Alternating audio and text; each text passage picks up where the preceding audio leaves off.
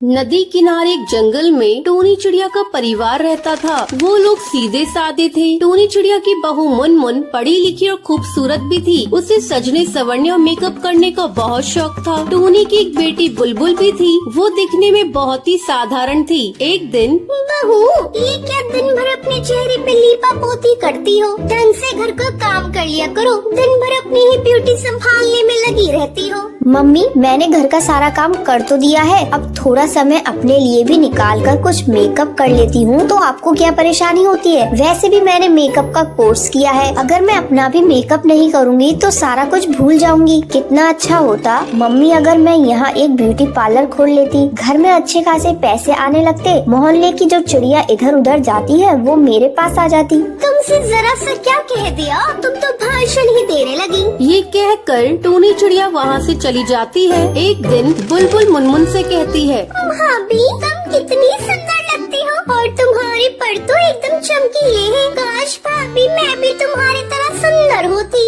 क्या करूं दीदी, मैं आपको भी सुंदर बनाना चाहती हूँ लेकिन मम्मी तो मुझे करने ही नहीं देती। और क्योंकि तुम जानती हो मैंने ब्यूटिशियन का कोर्स किया है, मैं तुम्हें इतना सुंदर बना दूंगी कि तुम अपने आप को पहचान ही नहीं पाओगी। अरे बहू, मेरी बेटी को क्यों बहका रही हो? ज्यादा सजना संवरने में पैसे खर्च होते हैं। खबरदार बहू, तुमने जो मेरी बेटी के चेहरे पे लीपा पोती की तो मैंने आज तक अपनी बेटी के पंखों पर सरसों के तेल के अलावा कुछ नहीं लगाने दिया है। और ये जो तुम शैम्पू वैम्पू लगाती हो, इससे क्या होने वाला है? मेरा घड़ी डिटर्जेंट ही जिंदाबाद है। उससे मैं कपड़ों को भी धो लेती हूँ और बालों को भी धो लेती हूँ। खाना बनाने के लिए जो सरसों का तेल आता है उससे परों में भी लगा लेती हूँ। खाना भी बनता है और बाल में भी लग जाता है। अलग से कुछ खर्च नहीं करना पड़ता। लेकिन जब से तुम आई हो, कभी क्रीम चाहिए तो कभी पाउडर चाहिए, कभी शैम्पू खत्म हो गया। तुम ये सब अमीरों वाली आदत मेरी बेटी को मत लगा देना। पक्षी दिन भर मेहनत करता है तब 2 पैसे कमाता है और तुम इन पैसों को क्रीम पाउडर में खत्म कर देती हो। हाय राम, हमारे घर में ये कैसी बहू आ गई? मेरे तो कर्म ही फूट गए। मैंने कितनी बार हीरो बेटा से कहा तो गाँव की किसी लड़की से शादी कर ले,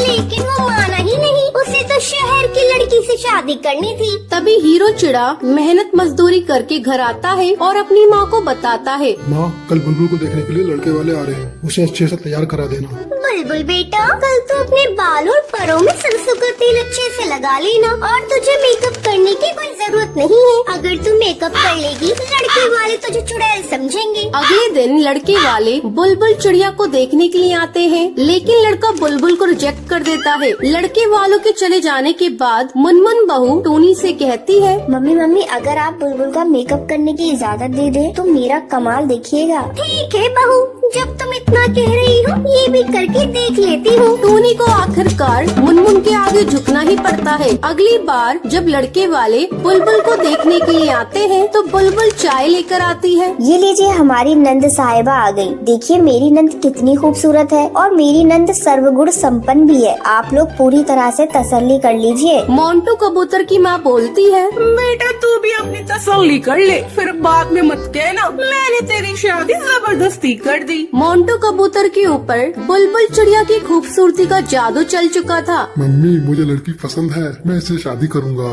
बुलबुल की शादी बड़ी धूमधाम से हो जाती है। बुलबुल के विदा हो जाने के बाद, बहू, मैंने हर बार तेरे मेकअप के लिए तुम्हें डांटा। आज उसी मेकअप के चलते मेरी बेटी की शादी इतने अच्छे घर में हो गई। मैं तुम्हारा धन्यवाद करती हूँ बहू। तो ये थी आज की कहानी। क्या आपको पता है टोनी अपने परों में कौन सा तेल लगाती थी? अगर आपको पता है तो आप हमें कमेंट करके जरूर बताएं। अगर आपको ये वीडियो पसंद आई हो तो इसे लाइक और ऐसी कहानियाँ देखने के लिए मेरे चैनल को सब्सक्राइब करना न भूलें।